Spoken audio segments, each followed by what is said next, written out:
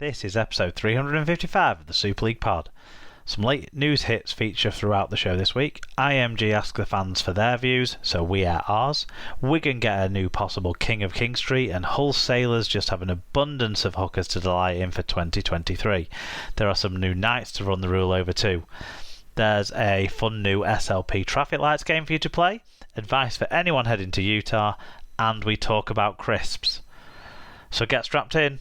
It's SLP time.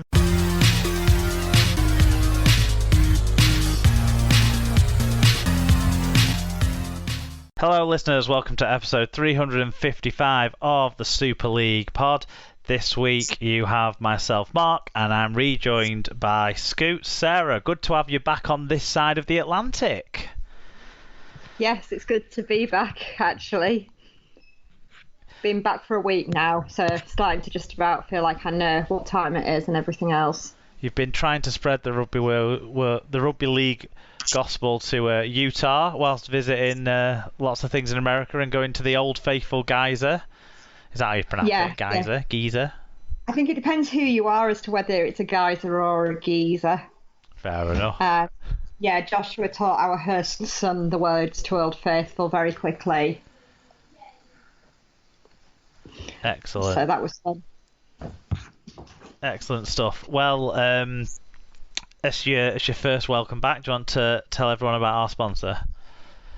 Yep, so we are sponsored by Rob's Megastore, which stocks a wide range of toys, stationery, arts and crafts ideas, pet accessories, books, and of course Rugby League birthday cards. Search for Rob's Megastore on eBay or find the link in our episode blog post on superleaguepod.com. SLP listeners can use the code SLP10, which is SLP10, at the checkout to get 10% off any orders over £5. Or if you enter SLP discount, you can give your 10% towards funding SLP's running costs instead.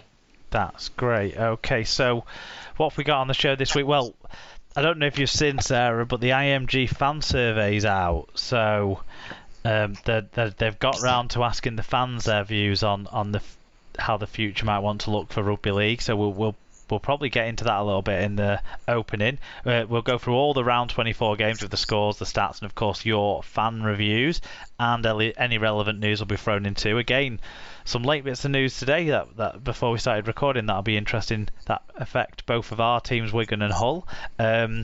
We'll cover what happened everywhere else in rugby league in the last week along the way as well, before a double round of super guesses, because let's face it, they're a proper guess for the second round of fixtures, aren't they? This weekend. Yeah.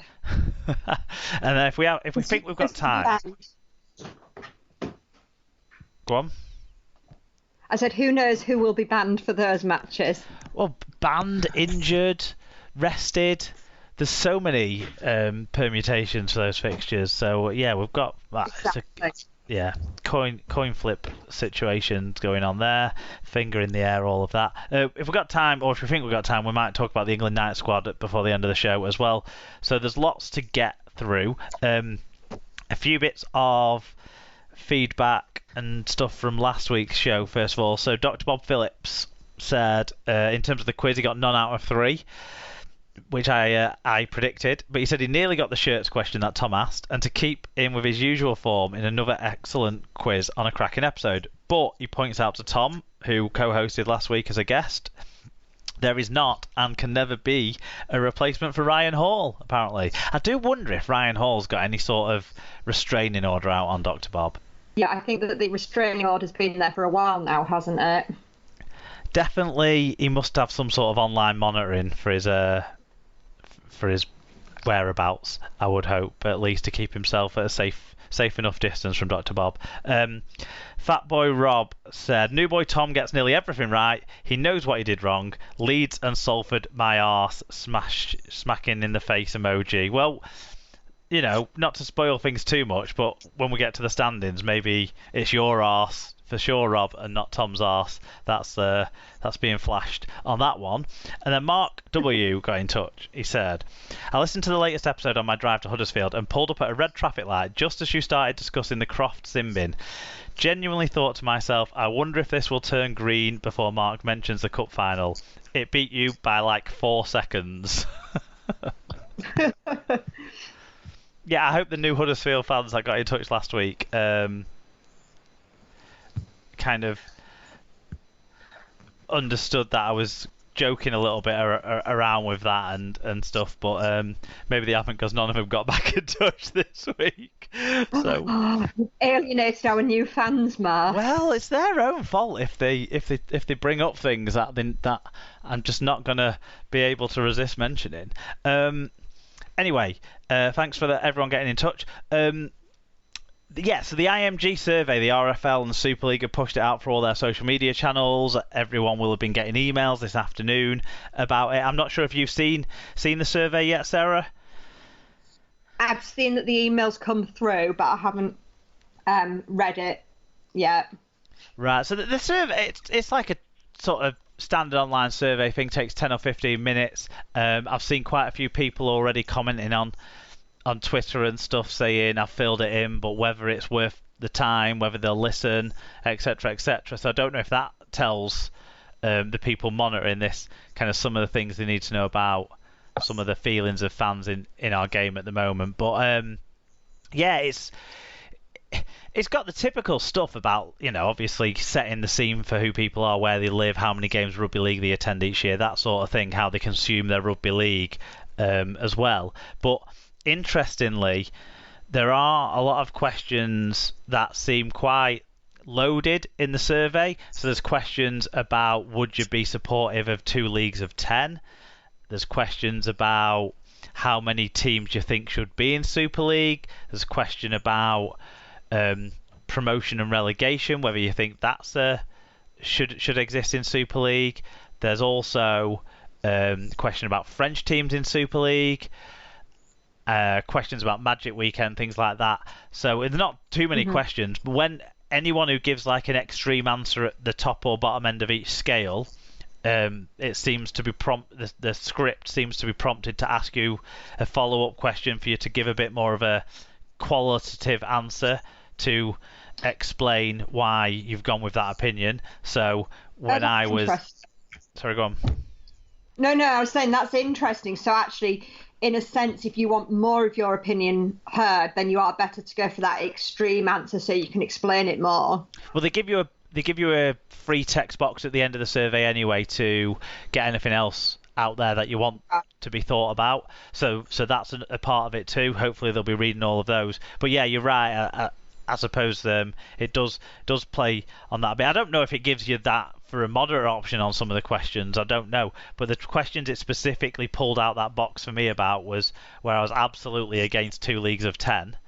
And where where I was against promotion and relegation. I know a lot of people think differently about it, that to me. And then also why I was in favour of French teams in Super League. They were the ones I pulled out, asking me a bit more for me.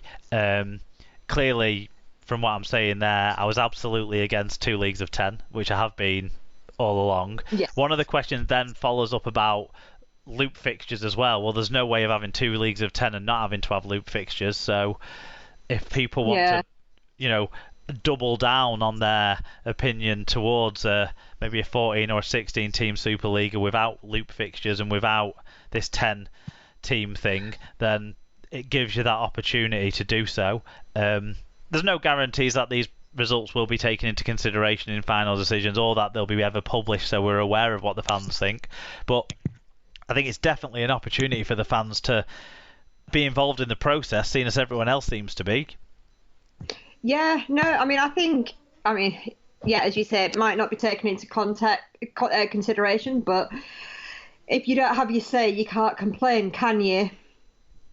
Exactly, and also, it shows they're doing their research, even if they might find something else that goes against the fan-based research. I don't know, but... Yeah, and also the other thing I was going to say was, definitely, I think, because I know psychologically speaking, you have a tendency never to go to the polar extreme one way or the other, but therefore definitely if people feel like they've got more to say, definitely therefore vote the extreme one way or the other and then do have your say on why. Yeah, for sure. So the survey's open till the 31st of August. If you've not seen it on the social media channels or on the RFL website or anything like that, or not had an email, I will probably pop the link in the episode blog post on superleaguepod.com as well as another place for people to get it, because I do think it's, like you say, if people are given an opportunity to have a say, then they should take that. Otherwise, we'll just be moaning for moaning's sake still. So let's give IMG as much insight as we can from our point of view as the fans, because that's where we stand in this whole thing as rugby league fans. So yeah, I think before we get into the main part of the show, Sarah, just before we started recording, you gave me an important update. I mean, I don't know if the press release has been prepared or if I know that we can't conduct an interview because we tried to do that before, and he just kind of didn't answer in any sensible way. But there's big news from a player retirement. Yeah. So this is, hot off the press. No press release yet. So we have the exclusive here. Joshua has, retired from playing to concentrate on his refereeing career now. That brings to the end an era. So we'll see what the future brings. Is that to concentrate on refereeing? He's not going to be lost from participating in the sport, I do hope. Oh, not at all. No, his plan is to be able to focus more on the refereeing. That's where his absolute passion is. He loves being in the middle and refereeing, and he's realised that next year the kids he'll be playing against just get even bigger, and he doesn't get a lot bigger. Well, to be perfectly honest, he's not stupid. And from your point of view as a mum, you probably need to worry less about broken bones and stuff like that when he's so outmatched. The man in the middle doesn't have a necessary, height requirement. Good stuff. Well, good luck to Joshua in his playing retirement, but who knows? Hopefully, he'll be a future Super League referee, and he'll clearly have made exactly the right choice at this stage in his career. So we just thought we'd give everyone that update.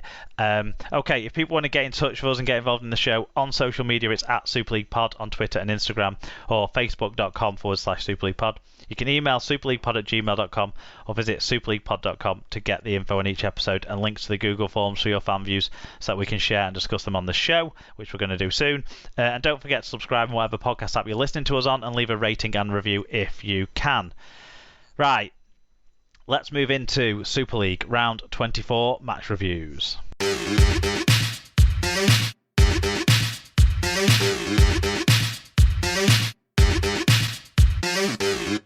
The first game, Sarah, was on Thursday night, as it often is. Huddersfield hosting Castleford. It was 10-4 to Huddersfield at half-time, but they blew out to be 36 points to 10 winners by the end. 4,168 was the crowd. Jack Smith was the referee. In terms of the team stats, it was even in breaks, and Huddersfield lost the error and penalty stats, although carried the ball better with 333 more metres, made at 2.2 metres per carry better average gain, and they had more tackle busts as well. What about the individuals?